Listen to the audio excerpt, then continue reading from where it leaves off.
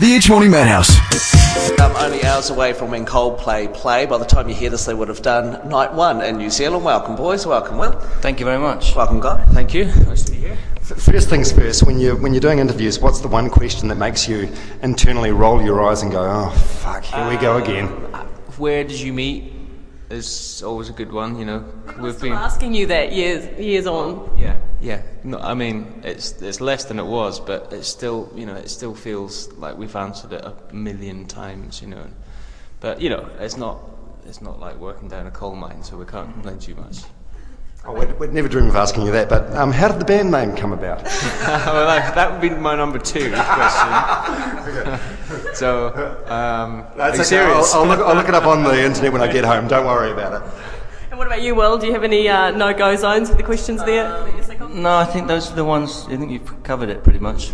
Hey, I saw that story about, actually the video, Chris Martin when he ran through the crowd in Sydney the other night. Yeah. Did you guys know he was going to do that? No, it was a pleasant surprise.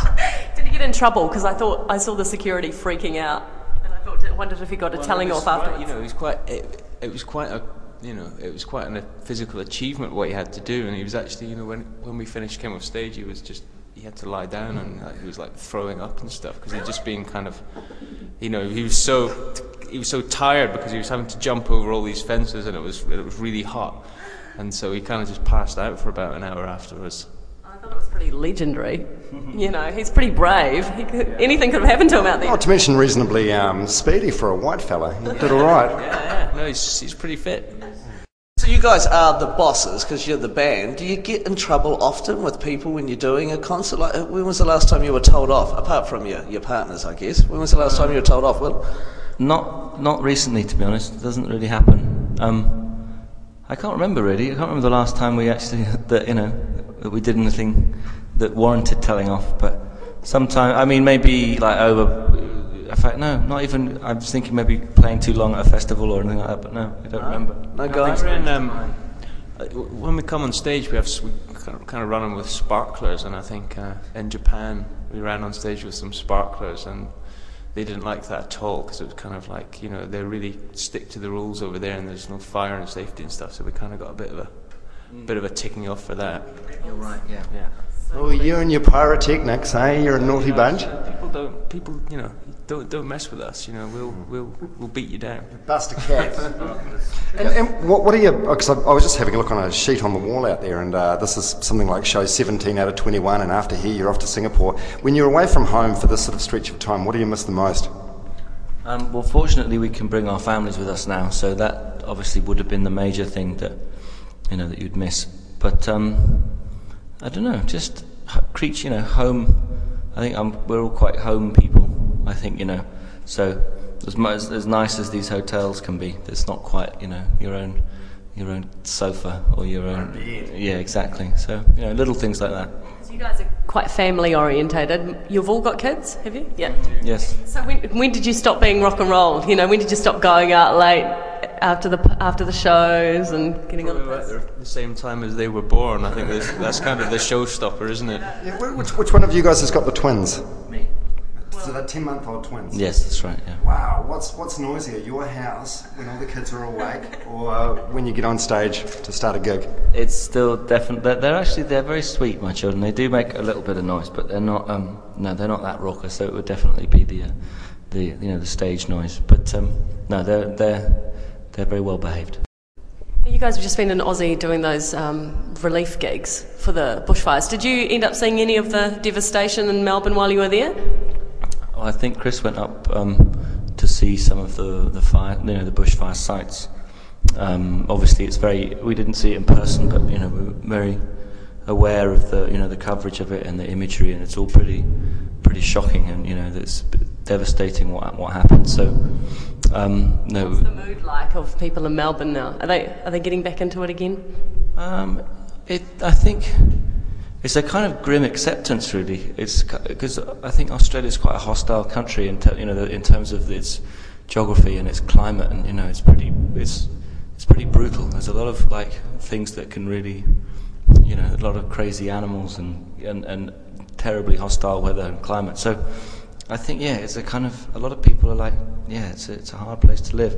But obviously, doing the sound relief thing it was a really great step towards making people, try and deal with the loss and the loss of property or loss of life or whatever it was. So yeah, it's kind of a bit of optimism, I think, as human spirit normally is. It's just looking forward to the next thing. Good on you guys for doing that. Say Chris was sick one night and he couldn't go on stage, and you got someone to fill in as vocalist for the night, someone that would really, really piss him off. Who would you get? You're like, K-Fed, Chad Kroger, K-Fed. Who would you get and be like, that'll teach him for being sick? I think that would, a situation like that, he's not going to be there, so it's going to be us that's going to be the ones on stage with whoever the said person is. So I think we'd be kind of shooting ourselves in the foot a little bit, no? Not saying that we would be unhappy with any of the people that you just mentioned, but I mean, if one of us was ill, then the show couldn't go on. There's just no way it could happen. There's just too much stuff to learn in a short period of time.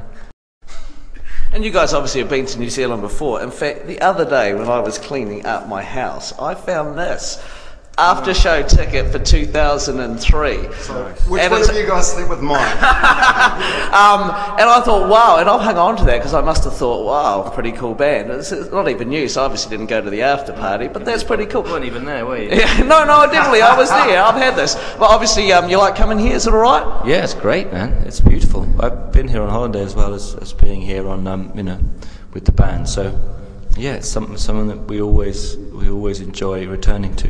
Do you guys, when you're by yourselves, not with the band, do you get recognised as much?